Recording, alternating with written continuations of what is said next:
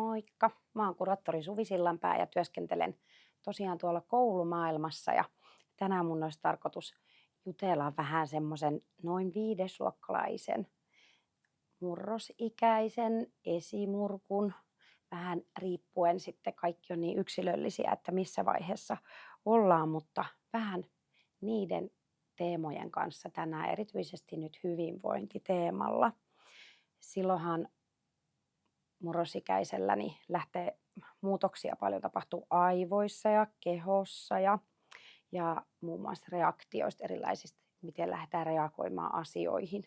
Ehkä siellä monen kotona on jo huomattukin, että miten 0–100 saatetaan mennä hetkessä ja sitten toisaalta kuitenkin vielä olla lapsia. Se ehkä, mitä moni sitten pohtii siellä, että sekä lapset pohtii, että sitten ne vanhemmat, että milloin sitten sanotaan, että sä oot jo noin iso, että pitää pystyä siihen tai tähän, ja toisaalta, että sä oot vielä niin pieni, niin ethän sinä nyt vielä voi. Niin tässäkin semmoinen keskusteluyhteys on aika tärkeä yrittää säilyttää, että päästäisiin kuitenkin tukemaan tästä todella tärkeässä kehitysvaiheessa meidän lapsia ja nuoria. Murrosikähän alkaa nykyään biologisesti jo paljon aiemmin kuin vaikka meillä, ketkä on jo aikuiseksi päässeet ja meidän lasten vanhempia, mutta jopa 9-vuotiailla jo tytöillä ja siinä noin 12-vuotiaana pojilla, mutta kuten aikaisemmin jo tuossa sanoin, niin siinä on hyvin yksilöllisiä eroja kuitenkin. No sitten siellä voi vähän, mä ajattelen, että sekoittuu välillä, että no onko tämä nyt sellaista murrosikäisen tunnekuohuntaa vai onko tässä nyt jotain muuta kyseessä, että tarvitaanko muun muassa jotain ehkä ulkopuolista tukea tai apua ja miten mä nyt vanhempana selviän ehkä tästä murrosikäisen kanssa elämisestä täällä saman katon alla, niin kannustan kyllä olemaan tosi matalalla kynnyksellä tai oikeastaan ilman kynnystä yhteydessä muun muassa koulun oppilashuoltohenkilöstöön, tai sitten on erilaisia toimijoita meillä olemassa, muun muassa linkkitoiminta tällä alueella ja perheneuvola ja ihan sosiaalitoimen erilaiset palvelut olemassa. Ja sitten taas toisaalta netistä löytää hyvää, muun muassa Väestöliiton ja Mannerheimin lastensuojeluliiton sivuilta hyvää matskua, mitä itsekin käyn aina välillä lueskelemassa, kun koitan painaa ja päähän ja päästä jotenkin taas sinne eläytymään sinne nuoren maailmaan, että mitä siellä oikein siellä sekä kehossa että aivoissa että mielessä ja sitten toisaalta sosiaalisissa suhteissa kuohuu ja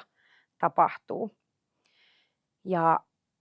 semmoinen jämäkkyys on kuitenkin, vaikka puhuin tuosta, että keskustellaan ja koitetaan pitää se puheyhteys, niin se on tosi tärkeää, vaikka se sitten saisikin kuulla, että on maailman huonoin vanhempi, niin kuitenkin se tukee sitä lapsen kasvua ja kehitystä siitä huolimatta.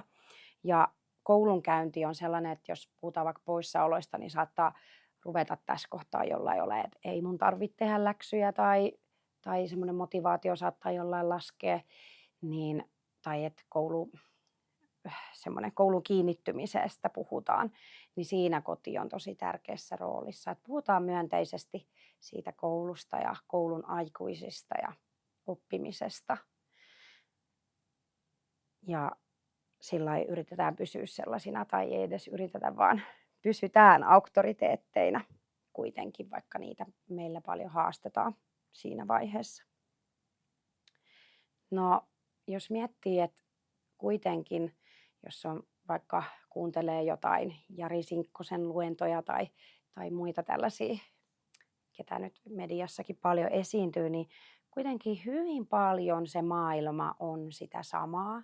mitä on, vaikka puhutaan somesta ja kaikesta, miten niin kuin nuoruus ja kaikki on muuttunut, niin kuitenkin moni asia on ennallaan ja ne samat pohdinnat kaverisuhteisia, kelpaanko minä ja miltä mä näytän ja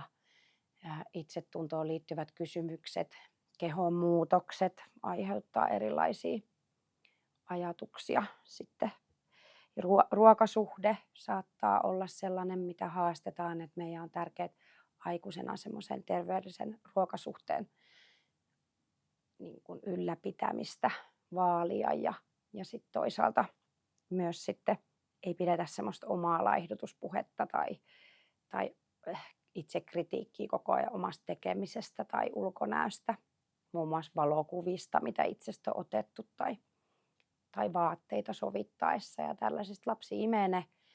ne siihen malliin, että millä tavalla tässä itseään kuuluisi sitten ihmisen katsoa. Ja sitten sen lisäksi ollaan tosiaan, ajattelen, että nämä kaikki on sitä samaa, missä mekin ollaan oltu, mutta sitten ollaan vielä siellä isossa somemaailmassa, missä ne somejätit sitten jyllää ja ei ehkä oikein ota vastuuta niistä vaikutuksista, mitä kuitenkin niillä on. Muun muassa tiedetään tyttöjen itsetunnon romahtaneen jonkin verrankin silloin, oliko se 2011 vai 2012, kun tuli Instagram käyttöön ja se sovellus on muun muassa just sen takia, että siellä niitä kuvia jaetaan ja tykkäyksiä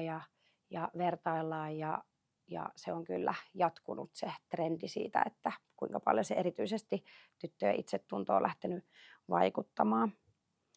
Ja ehkä vielä siitä, että kun ne lapsen tunteet siellä kuohuu ja tulee pettymyksiä ja niitä tärkeitä opetetaan tai mitä elämä tuo vastaan, niin siinäkin on tärkeää, että miten itse suhtautuu toisaalta pettymyksiin, mitä itselle vanhempana tulee eteen, että onko se sellaista, että kun taas tein huonoa ruokaa tai kylläpäs nyt on kaikki huonosti tai sitten toisaalta sen lapsen,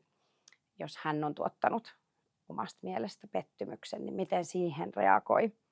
ja miten sitten lähtee opettaa sitä lapselle sitä elämänhallintaa, niin ne on semmoisia